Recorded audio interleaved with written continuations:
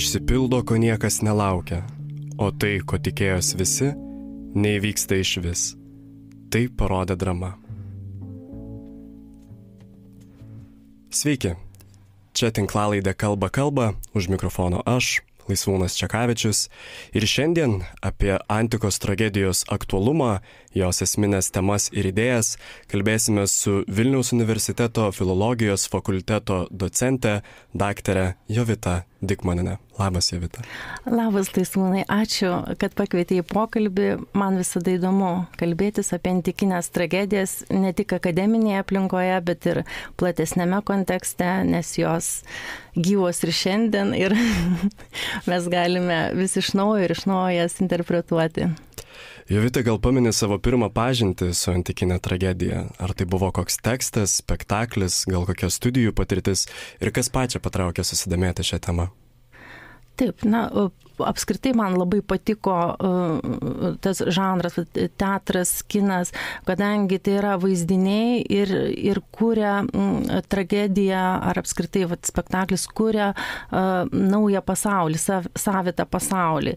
Ir ta vaizduotė leidžia išgyventi kartu su personažais naują pasaulį ir tiesiog užsimiršti save. Ir aš prisimenu tą pirmą nuėjimą į kino teatrą, buvau labai maža ir pirmą kartą mane tėtis nuvedė į kino teatrą, paliko ir sako, pasėdėk, pasižiūrėk, čia bus Sinbado kelionės rodomos ir aš išeinu į darbą, po to grįšiu, paimsiu tave. Man pirmiausia buvo tokia baimė, aš galvojau, aš neišsėdėsiu viena, tokio dideliai saliai, daug vaikų sėdėjo, bet pirmą kartą aš viena palikta. Ir ta baimė man atrodė buvo stipresnė už norą pasilikti tam teatre. Bet galiausiai aš pamačiau tuos vaizdinius, kelionę, muziką, personažai, viskas taip įtraukė, aš užsimiršau. Ir po to man vis norėjos grįžti, atrodo, viskas, tai yra mano kelias, aš turiu ieškoti būtent to kelio. Ir tada jau, kai stojau klasikinę filologiją, tai pirmiausia, aš net nebeprisimenu, ar kiek aš buvau tų tragedijų perskaičius dar mokyklos laikais, bet kai jau įstojau į klasikinę filologiją, galvojau, mano tema bus graikų tragedijos. Ir mano pirmasis darbas, aš pasirinkau pirmam kursinį darbą rašyti pas Jolantą Gelumbeckaitę. Ir jinai man pasiūlė temą savanoriškai pasirenkama mirtis Sofoklio tragedijose. Ir tokia sudėtinga, pirmą kursę ir štai toks iššūkis. Ir mane tai labai traukė. Kaip ir tu sakei, kad pradėjai skaityti tragedijas, aš pradėjau praktiškai nuo Sofoklio. Tai mano pirmasis autorius ir man studijų laikais jis labiausiai patiko, kadangi tai yra tas autorius, kuris geriausiai sužadina tą katarsį, gailestį. Jo tiesiog visos tragedijos, atrodo, viskas. Norisi verkti, norisi užjausti tos personažus, nes jie tą klaidą, tą hamartiją padaro nežinodami. Jie, pavyzdžiui, kad ir Dėjanė yra taip, jinai nežinodama, kad ten turi ne vaistus, o nuodus, kuriuose jinai išmirko audeklą ir siunčia savo vyrui Herakliui, nes nori susigrąžinti jo meilę, nors jau, taip sakant, jos nebėra tos meilės, bet jinai tikisi. Ir kai jisai miršta skausmuose, josgi niekas nekaltina, visi supranta, kad taip, jinai netyčia, nesąmoningai, ne taip kaip Medėja visus ten žudo, o jinai netyčia nužudė ir jos ta savanoriškai pasirenkama mirtis, jinai yra, tai yra tiesiog kaip moters noras išsaugoti savo orumą. Jinai sukelia daug gailesčio ir tai Dėjanė ir man labai patiko, kad Sofoklis sugeba mums sužadinti užuojautą personažam. Ir tos savanoriškai pasirenkamos mirtis jos labai skirtingos. Pavyzdžiui, Ajanto. Kai Ajantas supranta, kad jisai pamišimo būsenoje išžudė visą gyvulių ten bandą, o galvojo, kad žudo savo priešus ir Odisėją. Ir jis pajunta tokią gėdą ir va čia yra tas susidūrimas su jo etosu, kad jis supranta, kad viskas, pasaulis taip pasikeitė, kad stipriausias karys jau yra ne tas, kuris fizinė jėga nugalė, o tas, kuris yra gudrus, kuris diplomatiniu būdu gali sutvarkyti konfliktus. Todėl tie Achilo šarvai paskiriami Odisėjui. Bet jo sąmonė, tam supratime Ajanto, tai yra nepriimtinas dalykas. Todėl jam belieka tik tai pasirinkti mirtį. Tai man patiko šioje vietoje, pasakodama apie savo susidomėjimą tragedijomis, išryškinai tokią plačią emocijų puokštę nuo pirminės baimės susidūrimo su pačiu meno kūriniu iki gailesčio, įniršio, ir tas platus emocijų spektras jis ir yra nagrinėjamas antikinėse tragedijose, kuo jis ir gali būti patrauklus. Bet dabar galbūt norėčiau žiūrovams pristatyti šiek tiek labiau patį istorinį kontekstą, kada atsirado antikinės tragedijos žanras ir kokia apskritai būdavo tuo metu spektaklio patirtis tiek patiem aktoriam, tiek žiūrovam. Taip, tai pats tragedijos žanras atsirado 6-5 amžiuje prieš Kristų Atėnuose per Dioniso šventes, per Dionisijas iš chorinių giesmių, ditirambų skirtų Dionisui. Ir pirmieji tragikai tai buvo Tespidas, Frinichas, Eischilas, Sofoklis, Euripidas. Aišku, tų tragikų buvo daug daugiau, bet patys pirmieji tai Tespidas, Frinichas, Eischilas. Jie praktiškai formavo ir ieškojo tų būdų, kaip kurti tragediją. Taip, tai Tespidas pirmasis kaip aktorius išėjo iš choro ir su choru pradėjo kurti dialogą. Tas dialogas vadinamas epirematinis dialogas, kai aktorius su choru kūrė dialogą. Antrą aktorių įvedė Eischilas. Tuo pat metu kūrė ir Frinichas. Ir jie galvojo, kokius siužetus naudoti kaip tragedijos pagrindą. Ir graikai turėjo labai daug mitologinių siužetų, bet buvo ir istoriniai siužetai, kadangi tuo metu vyko graikų persų karai, tai šitas momentas, kad galima išgyventi šitas emocijas, kurios kaip trauma yra po karo likusi, galima jas bandyti transformuoti ir kurti istorinius siužetus. Ir Frinichas tai pabandė ir sukūrė tragediją Mileto paėmimas. Taip, ir už tai jisai buvo nubaustas 1000 drachmų bauda. Tai yra praktiškai metinis atlyginimas ir išvarytas nuo scenos, kadangi žiūrovas pajuto gėdą, o ne tą katarsi, ne baimę ir gailestį, o gėdą dėl savo pralaimėjimo. Bet jau Eischilas, kai kūrė persus, taip, tai jisai jau parodė pergalę prie Salamino, kaip graikai sumuša persus ir iškelia tas vertybės, kurios graikam labai yra svarbios. Yra demokratija, jis parodė priešingai, kad persų vadai yra apimti puikybės, jie yra tironiški, nesprendžiamos problemos per susitarimą. Ir Eischilui, ta tragedija atnešė tokį pasisekimą, kad 2 kart net buvo pastatyta, o taip tai apskritai tai jos statomos tik po 1 kartą. Na ir galiausiai visi priėjo prie minties, kad reikia statyti mitologinio siužeto dramas, kadangi jos leidžia kaip ir susitapatinti su herojumi, bet nematyti savo gėdos ant scenos, taip išgyventi saugiai tuos sudėtingus jausmus. Kitaip tariant, mitinis siužetas sukuria tokią distanciją tarp žiūrovo ir paties veiksmo teatre, kuris leidžia vertinti galbūt bendresnio pobūdžio idėjos, kurios atsiskleidžia spektaklį. Taip, bendresnio. Ir apskritai, tai yra, man atrodo, kad tai yra kaip kolektyvinis katarsis. Taip, visi Atėnų piliečiai, jie išgyvendavo ir kartu ir spręsdavo tas problemas, tokias pilietinės problemas, kurios buvo tuo metu svarbios. Taip, ar turi būti demokratija, ar tironiją, ar reikia keršyti skriaudėjui, kaip, pavyzdžiui, ten koks Odisėjas grįžęs namo, išžudo visus jaunikius, ar vis dėlto reikia kurti teismą, kad bendruomenė spręstų. Taip, ir visos tos idėjos jos tarsi kolektyviai permastomos ir kartu išgyvenamos. Ir tai, tas teatras labai, labai apjungia visą bendruomenę, visuomenę. Bet tas pilietiškumas reiškiasi ne tik per pačių tragedijų turinį, bet ir per formą, kuriuose jos yra rodomos, ar ne? Mes galime kalbėti apie tai, kad žiūrovų bilietai buvo funduojami, galime kalbėti apie tai, kad tu sėdėdavai atvirame ore, nebūdavo užtamsinta toje kaitroje, turėjai sėdėti su savo bendrapiliečiais, žiūrėti tą patį produktą. Tai ar yra to pilietiškumo raiškos per pačias formas, kaip buvo rodomos tragedijos ir komedijos? Na taip, aišku, kaip pasakai, buvo finansuojami, taip, bet tie patys choregai, tie turtingiausi atėniečiai, 3 turtingiausi atėniečiai buvo renkami, kurie finansuos visus metus tragedijų pastatymus.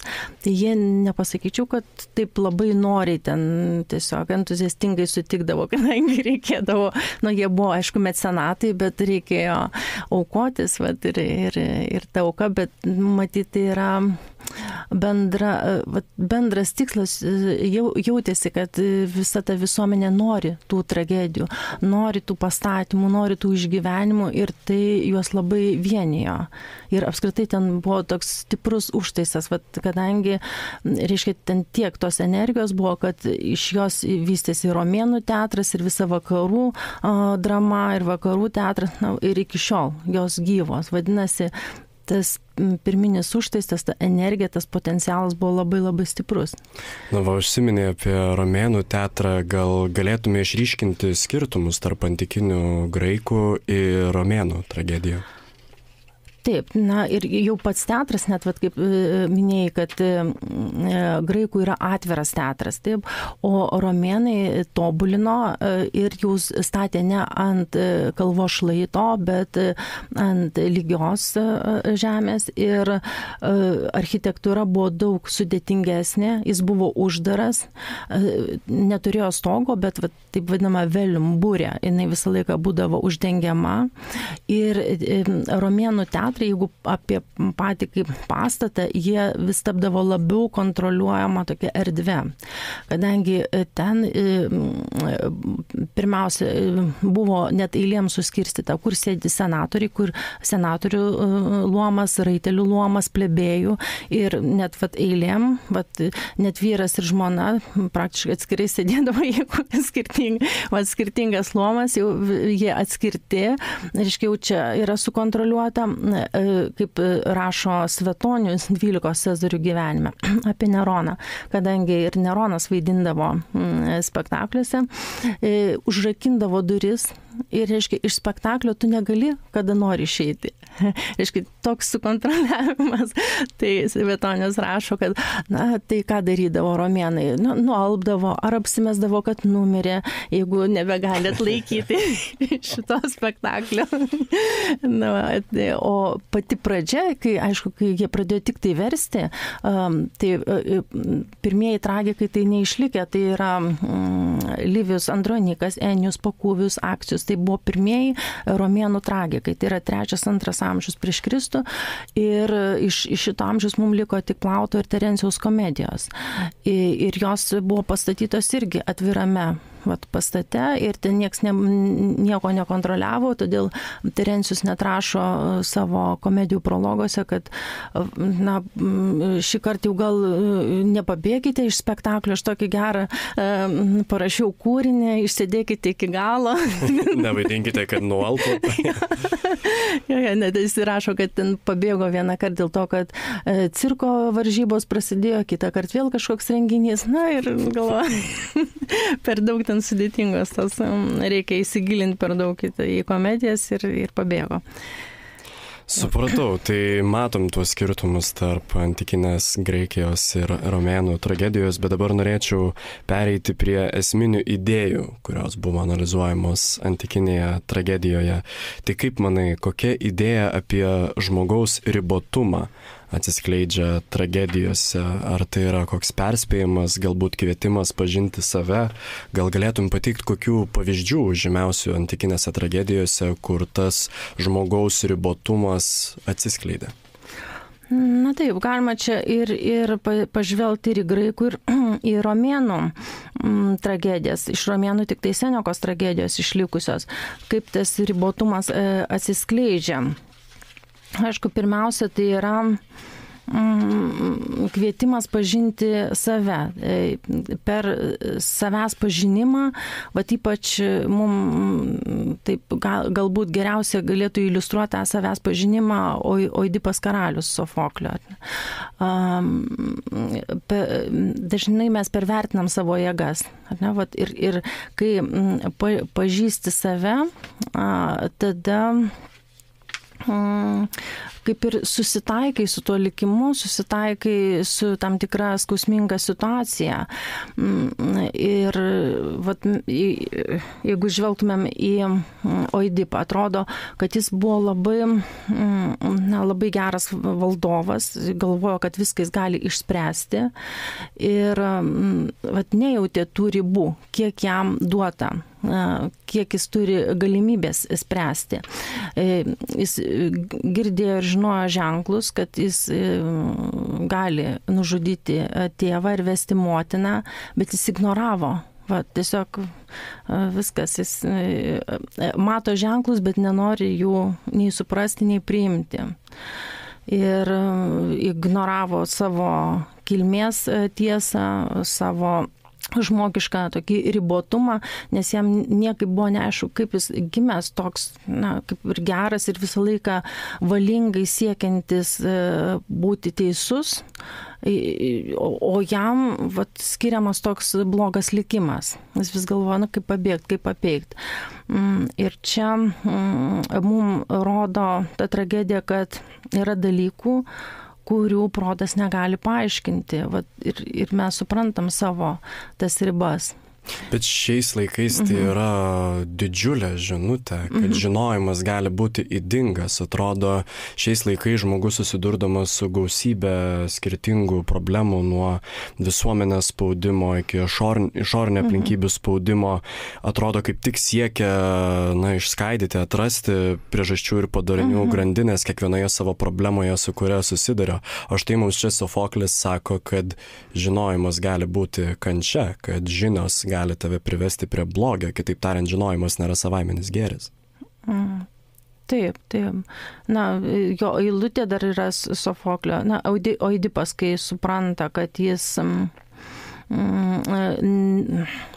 tos žinios, jos nieko jam kaip ir netnešė, nes jis nepatyrė, kaip Oida, kaip patirties. Tai jo vardo, aišku, galima versti Oidipus kaip sutinusios kojos, bet Oida yra žinojimas, kuris ateina. Žinau, tarsi kaip matau, aš, kadangi esu jau patyręs tą tiesą, aš visą tai jau žinau, ir jisai, kai galiausiai priema tą tiesą, taip, jis nužudė tėvą, vedė motiną, jis išsidūrė akis, nes jis sako, ko vertos akis, jei jos nemato tiesos. Ir jam tas žinojimas tada ateina kaip Oida, kad reikia priimti save, priimti savo likimą, priimti savo ribotumą ir nieko negali su tuo padaryti, negali užimti Dievo pozicijos, kad taip, aš viską žinau, viską galiu. Bet jeigu žiūrėtumėm jau į Senekos tragediją, tai ten jau kitoks yra santykis. Ten tas negalėjimas, tas ribotumas yra kitaip išreiškiamas. Tai yra kova tarp proto ir aistros. Pavyzdžiui, jeigu paimtumėm Faidrą, Senekos Faidrą, tai vienas gražiausių žmogaus ribotumo apibūdinimų, kai jinai įsimyli Hipolitą, savo posūnį, ir supranta, kad tai yra negeras kelias, tai yra neteisinga meilė ir jai reikia susivaldyti. Ir iš pradžių jinai tiesiog nenori, nes tai yra labai malonus jausmas. Jinai, auklė tiesiog su auklė kalbas ir išsisukinėja, jinai nenori to pripažinti, o po to, kai ją aistra taip stipriai užvaldo, jinai sako, taip, aš norėčiau susivaldyti, bet aš jau nebegaliu. Viskas. Va tada koks žmogaus ribotumas.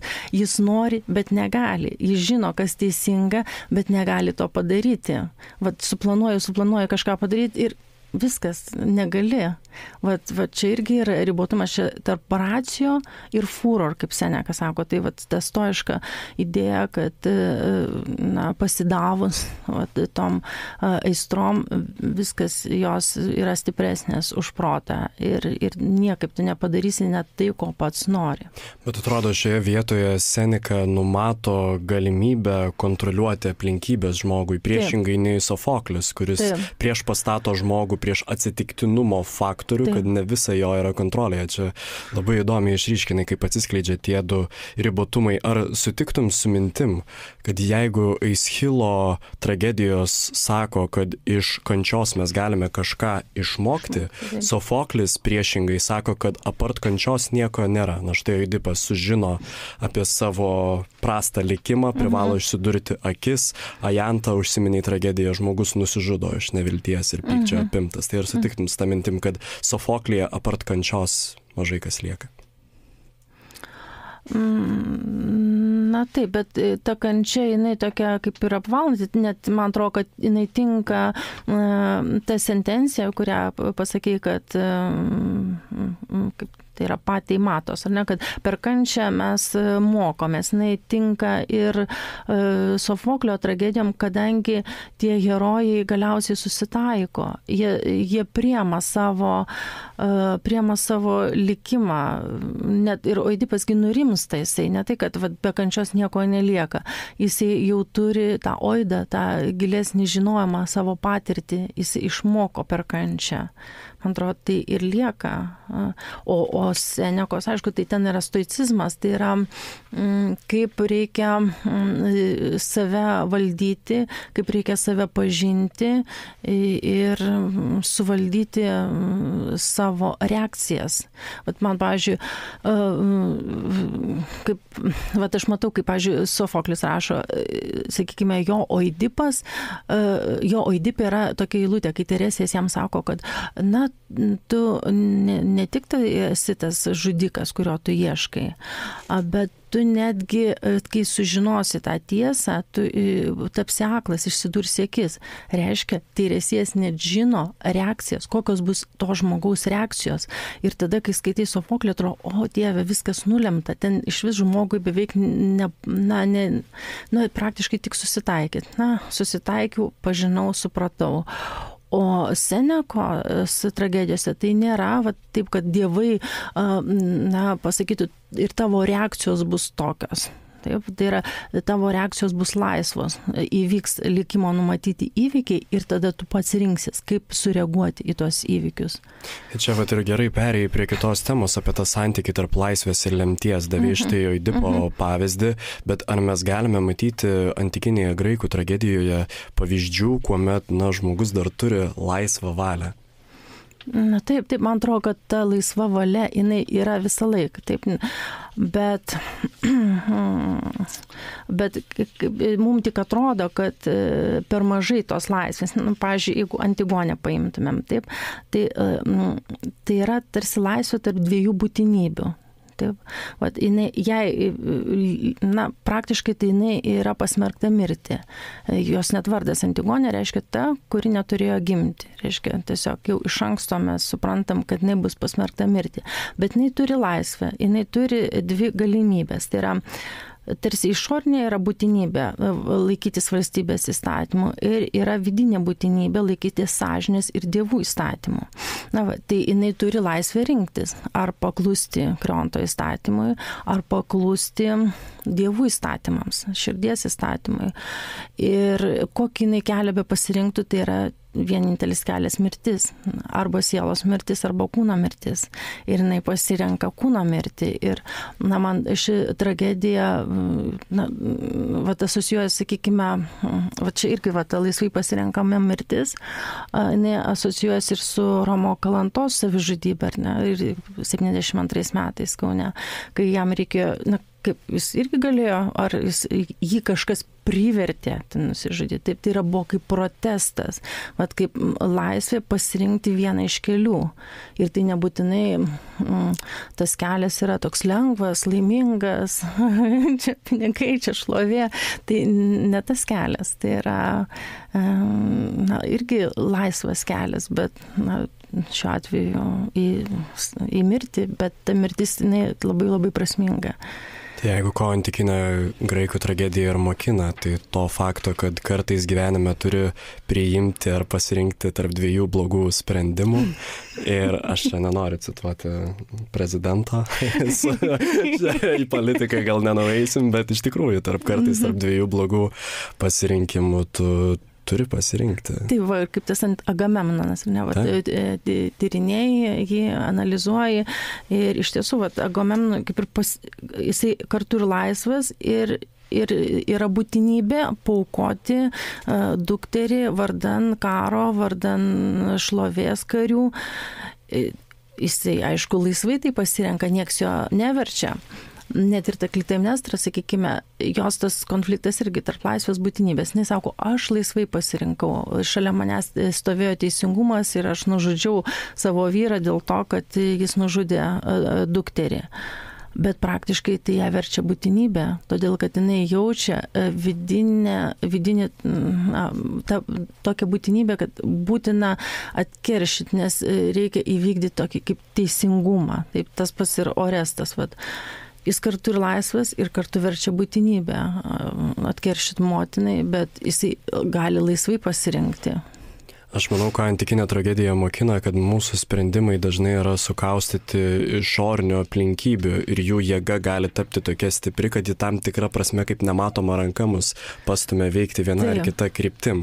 Laisvė yra tam tikrą prasme suvaržyta. Manau, tai irgi viena iš svarbių pamokų. Tai gerai, dabar apart tų pagrindinių idėjų norėčiau aptarti apie recepciją antikinių tragedijų Lietuvoje. Tai kokia buvo ji? Tiek teatro, tiek vertimų ar tyrinėjimų požiūrių? Taip, tai pirmiausia, turbūt prasideda antikinių dramų recepcija nuo vertimų. Ir dar spaudos draudimo metais pirmąją kokią tragediją išverčia, tai turbūt žinai, tai yra Sofoklio Antigonė. Ir po to, tai 1900 ar 2 ar 3, aš bet tikrai neprisimenu. Ir po to, po kelių metų, gal 1905 išverčia Aischilo prikaltą į Prometėją. Tai yra vėl kaip pasipriešinimas cariniai Rusijai. Tai yra jo mintis buvo tokia, kad jeigu ir jie kaip ir ruošia pastatyti Antigonę, parodyti teatre, bet to meto kritikai taip neigiamai priėmė, spaudoje rašė, ką mums apskritai ta Antigonė, tai yra toks tolimas kūrinys lietuvių kaimiečiui, ūkininkui, tai visai neaktuali tema. Kodėl mes turim čia skaityti ar žiūrėti tokias tragedijas. Na ir po to jau, aišku, kai vystėsi tas teatras, tobulėjo ir reikalavo naujų vertimų, tai pirmos nepriklausomybės metu Jurgis Talmantas išvertė antrą kartą Antigonę ir po to 39 išvertė Rukša kartu su Venclova, jau eiliuota, nes Biržiškos buvo prozinis vertimas. Eiliuota ir kartu jau tą visą trilogiją Oidipas karalius ir Oidipas kolone. Ir tada, dabar tiksliai, 39 išvertė, tai maždaug, turbūt kažkur gal 39, man atrodo, ir pastatė Borisas Dauguvietis Kaune Oidipą kolone. Ir iš nuotraukų galima matyti, kad tai yra tokia klasikinio pastatymo tragedija. Tai yra imituojanti antiką ar bandanti priartėti prie antikos. Ir jau vėliau tokie reikšmingesni vertimai, tai aišku, ten Antano Dambrausko ir jau mūsų tokie ryškus vertėjai kaip Audronė Kudulytė Kairienė, Zabulis, tai jie jau, aišku, visai, jų vertimas turi visai kitą kokybę. Tai yra ne kažkokie pirmieji bandymai, o jau tikri klasikos specialistai, kurie suvokia tekstą ir gali gerai perduoti. Bet įdomu, kad Sofoklio Antigonė buvo pirmoji pasirinkta išversti tragediją. Manai, čia dėl to bandymo pasipriešinti? Taip, aš manau. Geras. O jeigu kalbėtume tada apie spektaklio pastatymus Lietuvoje, gal jau nepriklausomybės laikotarpio, žmonės vis dar juos statė, kokio vertinimo jos susilaukė? O tai irgi, taip sakykime, yra daug tų spektaklių, kaip juos visus sugrupuoti ir taip greitai aptarti. Pavyzdžiui, taip sakykime, graikų tragedijos, jos visos yra išverstos lietuvių kalba, taip pat ir Senekos tragedijos. Dalia Dilytė 2022 metais išvertė. Ir antikinės tragedijos, kokios pačios populiariausios, jeigu paimtumėm ne recepciją, o pačią antikinę tragediją, tai Sofoklio Oidipas karalius, tai turbūt daugiausiai sulaukęs pastatymo. Taip, tai ir statė, man atrodo, kad dabar Povilas Gaidys, man atrodo, Klaipėdos dramaturgas, po to statė Oidipą karalių Miltinis, Oto Rimas Tuminas, Oskaras Koršunovas, Gintaras Varnas. Taip, jie visi interpretavo vis skirtingai. Ir man atrodo, kad tai yra labai gerai, kad šie režisieriai vis bandė pamatyti kitaip tą tragediją. Tai yra arba parodyti tai, kas jiem patiem labai aktualu, arba parodyti visuomeniai, kas vyksta. Taip, pavyzdžiui, Rimas Tuminas tokią karnavalinę, tokią plastinę, žaismingą Oidipo versiją pastatė ir jis teigia, kad kūrinys, Sofoklio šitas kūrinys, tai yra kūrinys apie žmogaus vienatvę šiuolaikinėme pasaulyje. Koršunovas parodė Oidipą kaip vaiką žaidžiantį smėlio dėžėje. Tai yra tokia jau postmoderni vizualizacija ir choristai buvo su Mickey Mouse galvomis, kūdikių galvomis. Bet Oskaras Koršunovas, kaip jisai, vizualiai tarsi ir kitoks pastatymas jo, taip, tai yra ne kažkoks, taip kaip mes įsivaizduojam tokią muziejinę antiką, bet jis buvo gilus. Žiūrint jį, galima buvo pajusti gailestį ir tas kūrinys gerai suskambėjo. O Gintaras Varnas tai bandė padaryti tokią tėbų trilogiją. Tai vadinosi jo tragedija, jo spektaklis Oidipo mitas. Ir jisai sujungė Sofoklio Oidipą karalių, Euripido Foinikietes, Aischilo septynetas prieš tėbus ir Sofoklio Antigonę. Ir tarsi kaip tas Dionisijas, per Dionisijas, kaip rodydavo trilogijom spektaklius, tai jis taip pat bandė šiek tiek ir restauruoti ir kartu pateikti, jo žinutė buvo tokia, kad tik jauni žmonės išgelbės šitą pasaulį, tik jaunimu ir jo spektaklis irgi turėjo savitą naują žinutę, ne tą galbūt, kurią graikų tragikai ten įdėjo. O kaip manai, kodėl Oidipas karalius galėjo tapti populiariausių statomų antikinę tragediją Lietuvoje? man kažkodėl tai atrodė, galbūt mano tas atsakymas visai klaidingas, bet patys režisieriai, sakykime, jeigu nori parašyti kūrinį, pastatyti spektaklį, vis tiek ta tema, tas kūrinys turi būti arba tau asmeniškai artimas, arba jis atliepti visuomenės kažkokias bendras problemas.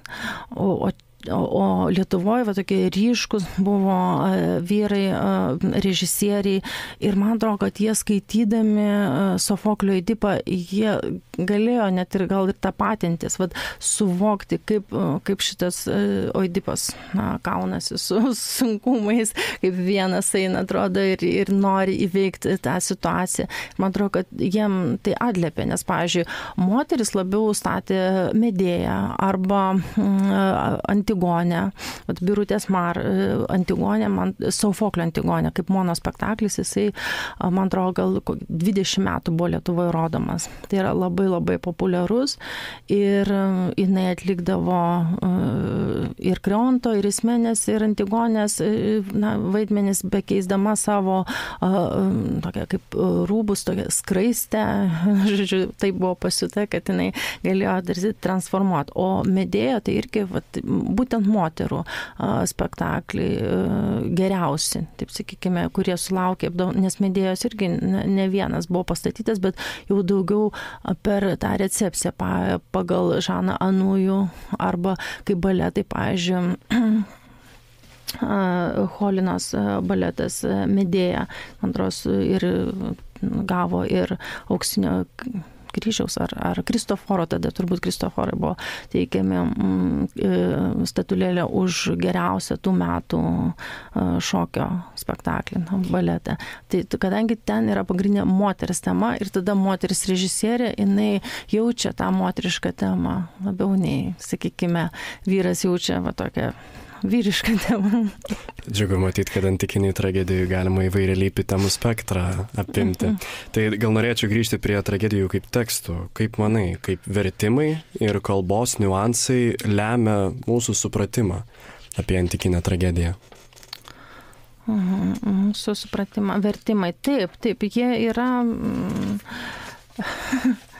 aišku, galbūt kai kurie net ir labai taisytinė, kai kurias tragedijas reikėtų iš naujo perversti, kadangi vienas dalykas, sakykime, labai jaučiasi, sakykime, pavyzdžiui, tas obsceniškas humoras, taip, tai jo, kaip labai vengia tokių dalykų ir, aš nežinau, kiek kažkokie tai tokie nedideli niuansai, sakykime, mes skaitome Medėją ir mes irgi matome, kad, sakykime, Kazlauskas, kaip ten verčia, eufemizmais, taip, Medėja su Jasonu pykstas ir Jasonas sako, tu pyksti dėl to, kad tu pavydi, kad aš vedžiau naują žmoną. Tai Kazlausko vertimas. O Euripido Jasonas sako, tu pyksti dėl to, kad tau jau trūksta sekso. Ir aišku, už šito žodžio viskas, jau ten lova, ten irgi, jau tie žodžiai, jau jie kažkaip apeiti, pašalinti, apie tai buvo nedrįstama kalbėti. Kita vertus, pavyzdžiui, kai kurie vertimai kaip ir labai geri. Pavyzdžiui, aš Dalios Dilytės klausiau, kodėl jinai šiek tiek taip laisviau verčia. Jinai tiesiog vertėja labai aukštos kvalifikacijos ir, galima sakyti, turinti pašaukimą, kadangi jinai labai gerai supranta lotynų kalbą ir gražiai perteikia. Ir jos vertimai kaip ir priartina prie mūsų tautos, taip sakykime, mūsų supratimo. Senekos, sakykime, tragedijas. Taip. Bet Senekos tragedijose, kaip ir, sakykime, graikų tragedijose yra tam tikri tokie, galima sakyti, techniniai terminai. Sakykime, jeigu Senekos tragedijose tai yra animus, anima, ten furor, yra, pietas, virtus. Tokie terminai, arba ten graikų, ten aretė, tai yra vienu žodžiu jų negali išversti. Ir jeigu paimsi tą žodį ir versi visur, visuose kontekstuose, sakykime, pietas visur verčiu kaip pareiga. Ir neskamba. Ir kai tiesiog supranti, kad tai lietuviškai tai atrodys labai, labai keistai. Arba ten animus. Vat, sakykime, animus yra dvasia, anima yra siela. Ir Dilytė dažnai animus verčia kaip siela, o ne kaip dvasia, o kartais kaip širdis, o kartais kaip protas. Kadangi skirtingam kontekste jau šitas žodis, viskas, jisai neskambės mum atrodys tai labai dirbtina. Tai va tai, ką reiškia versti. Tai reiškia vis tiek, tai yra noras bandyti padaryti tą tekstą suprantamą lietuvių skaitytojui, o ne taip, kad va, skaitysi, kankinsies, skaitysi komentarus. Va čia tikslus vertimas, bet aišku, tada tuos vertimus galima kaip skirstyti į skirtingas kategorijas ir galvot apie tokius poetinius literatūrinius vertimus, plačiai visuomeniai skirtus ir akademinius vertimus, kurie yra daromi su tokiais išsamiais komentarais ir tada matai, jau priartėjai prie tos svetimos kultūros, prie svetimo teksto ir suvoki, kad va taip, toj kultūroje tai yra visai kitas dalykas. Tai gerai, pabaigai, Jovita, norėčiau paklausti. Tai daug išsiaiškinam apie pagrindinės idėjas antikinės tragedijos, pagrindinės temas, kalbos niuansus vertimuose, šiuolaikinę recepciją. Tai turint visą šitą žinių bagažą, mes galim sakyti, ar antikinės tragedijos vis dar aktualios šiandien ir ką jos apskritai gali pasakyti 21 amžiaus žmogui? Taip, aišku, man atrodo, kad jos aktualios, juk tu pasirinkai savo darbo disertaciją tyrinėti antikinės tragedijas, tai aišku, jos yra aktualios ir svarbu antikinės tragedijas antikinėse tragedijose atrasti tai, kas tuo metu kiekvienam yra artima. Vat, pavyzdžiui, kaip, sakykime, kokia nors migracijos tema. Man atrodo, tai buvo ir Mažajam teatre pastatytas spektaklis Europiečiai pagal Eschilo maldautojas ir senajame Vilniaus teatre Medėja svetimšalė pagal Medėją, kadangi tai yra susijęs su pabėgimu, su migracija. Tiesiog režisieriai pagauna tą mintį tragedijai, kuri dabar skamba aktualiai ir šiek tiek aktualizuoja ir jinai vėl gyva ir vėl galima iš naujo viską pamastyti, išgyventi ir užtat jinai ir nemirtinga ta tragedija.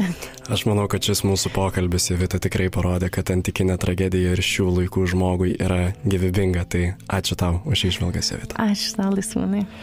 Mėlėjai žiūrovai, šią ir kitas Kalba laidas galite rasti mūsų YouTube kanale bei Spotify paskyroje.